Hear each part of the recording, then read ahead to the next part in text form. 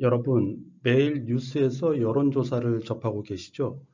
여론조사는 어떻게 수행할까요? 저도 대학교 및 대학원에서 통계학 수업을 들었는데요. 신뢰 수준 95%가 어떻고, 표본 오차가 플러스 마이너스 5% 어떻고 저렇고, 모집단, 표본 등등. 이제는 다 까먹었네요. 통계는 너무나 어려운 것 같아요. 아마도 이것들을 제대로 이해하는 사람들은 통계학자들밖에 없을 것 같습니다. 아무튼 오늘 저는 왜 여론조사가 자꾸 틀리는지, 표본 추출, 즉 샘플링이란 무엇인지에 대해서 얘기해 보도록 할게요. 여론조사가 틀린 케이스는 너무도 많지만 그 중에서도 아주 유명한 일화가 있습니다.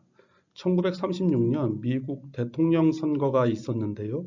당시 공화당에서는 랜던이라는 후보가, 민주당에서는 루즈벨트가 대통령 후보로 나왔습니다.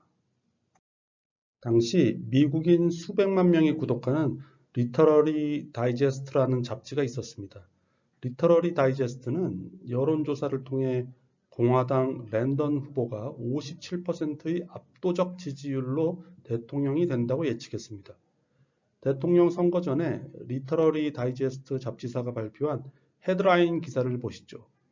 약 226만 유권자를 대상으로 조사했고, 공화당 랜던 후보 지지가 약 129만이고 민주당 루즈벨트 후보 지지가 약 97만이라고 발표했습니다. 결과는 어땠을까요? 선거 결과 민주당의 루즈벨트 후보가 61%의 득표율로 완승, 대통령에 당선됐습니다. 이 결과로 인해 50년 전통의 리터러리 다이제스트 잡지사는 18개월 후에 폐간되었습니다. 독자들의 신뢰를 잃어서 구독자가 줄었고 경영난에 빠져 파산한 것이죠. 이 잡지사의 예측이 어처구니 없이 틀린 이유는 뭘까요? 바로 표본에 오류가 있었기 때문입니다. 미국 전체 유권자를 대상으로 여론조사를 했다면 결과가 틀릴 일이 없었겠죠. 그런데 이는 시간, 돈, 응답률 등을 고려했을 때 불가능합니다. 따라서 통계학자들은 전체 유권자들의 일부를 골라서 표본을 만들고 이들에게 설문조사를 합니다. 이때 표본을 고르는, 즉 표본을 추출하는 방법이 여론조사에서 가장 중요합니다. 유권자 전체를 반영할 수 있도록 다양하고 객관적으로 표본을 만들어야 하는 것이죠. 리터러리 다이제스트 잡지사는 어떻게 표본을 골랐을까요? 이 잡지사는 구독자, 전화 가입자, 자동차 보유자 명단을 중심으로 설문조사를 했습니다. 당시는 대공황이 거의 끝나가는 시절이었습니다. 잡지를 구독하고 전화를 보유하고 자동차가 있는 사람들은 미국 내 부유층이며 대부분 공화당 지지자였습니다. 따라서 공화당 지지자들에게 차기 대통령은 누굴 뽑겠습니까? 라고 물어보는 것이나 다름없었던 것이죠.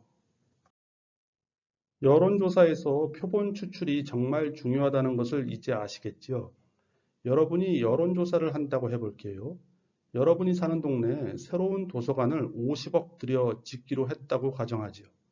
여러분은 길거리에서 오고 가는 사람들에게 도서관 건립의 찬성 반대를 물어본다는 계획을 세웠습니다. 여기에서 고려해야 할 것들은 어떤 게 있을까요? 결론적으로 너무나 많습니다. 일단 시간대가 중요하죠. 출근 시간대이면 거리에는 회사에 다니는 남자 직장인들이 많을 테며 이들은 회사 일로 바쁜 사람들입니다. 자기가 이용도 안 할 도서관 건립에 반대할 가능성이 높겠죠. 대낮에 물어본다면 학생들을 자녀로 둔 주부들이 많아 찬성이 나올 가능성이 높을 수도 있고요. 지역도 중요합니다. 여러분의 동네에서 잘 사는 사람이 많은 지역에서 설문조사를 하면 찬성할 수도 있지만 좀 가난한 지역이라면 먹고 살기 바빠 죽겠는데 무슨 도서관이야? 라고 반대할 수도 있습니다. 지나가는 사람 중에 험상궂게 생긴 사람은 무서워서 설문을 포기하는 것도 문제입니다. 이러한 험상궂게 생긴 사람들은 도서관에 반대할 가능성이 높은 사람들이죠. 제가 대학교 때 통계학을 배울 때 교수님이 했던 말씀이 생각나네요. 험상궂게 생긴 사람들이라고 해도 끈질기게 쫓아가서 설문조사를 해야 한다고 주장하셨거든요. 결국 친절하게 보이는 지나가는 여성분들에게만 설문조사를 한다면 편향된 결과가 나올 수 있죠. 아르바이트 학생들을 고용해 낮 시간에 유선 전화로 설문조사를 한다고 가정해 보지요. 낮 시간대에 유선 전화를 받을 수 있는 분들은 지극히 한정되어 있습니다. 자영업자, 가정주부, 노년층, 은퇴자, 무직자 등이 주로 응답하게 되는데 이런 분들의 의견이 여러분 동네 사람들 전체의 의견이라고 말할 수는 없겠죠. 이래저래 여론조사라는 것은 정말 어렵네요. 요약을 드리면 여론조사, 설문조사를 할 때에는 어느 소규모 집단에 쏠리지 않게 가장 다양하고 가장 객관적으로 표본 집단을 골라야 합니다. 또한 표본 집단을 만들었다면 이들에게 끈질기게 물어보는 것입니다. 샤이 트럼프라는 말을 들어보셨죠?